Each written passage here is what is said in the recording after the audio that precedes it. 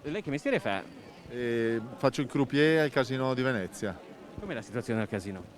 Siamo chiusi da ottobre, ci sono 500 lavoratori più l'indotto che percepiscono neanche 1000 euro al mese. Assieme ad altri 8 centri italiani, Venezia è una delle piazze della giornata di mobilitazione nazionale dei lavoratori del gioco legale, un settore in cui la realtà più grossa in città è rappresentata ovviamente dal casinò, ma c'è anche altro. E aprire un casinò non significa solamente entrare in una sala da gioco, ma riattivare tutta una serie di economie di scala che dal piccolo arrivano fino al grande. Noi chiediamo anche una vaccinazione per tutti i lavoratori che in questo momento hanno a che fare con questa tipologia di servizio e i turisti andranno nei luoghi dove si sentiranno al sicuro. Quando la pioggia si fa battente, in campo San Maurizio molti cercano riparo a ridosso del palazzo che ospitò Alessandro Manzoni durante il suo soggiorno veneziano.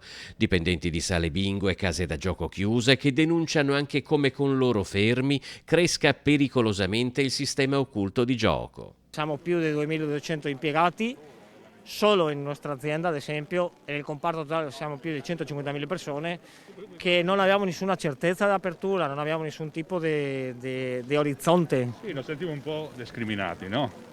Un po' discriminati. Sì.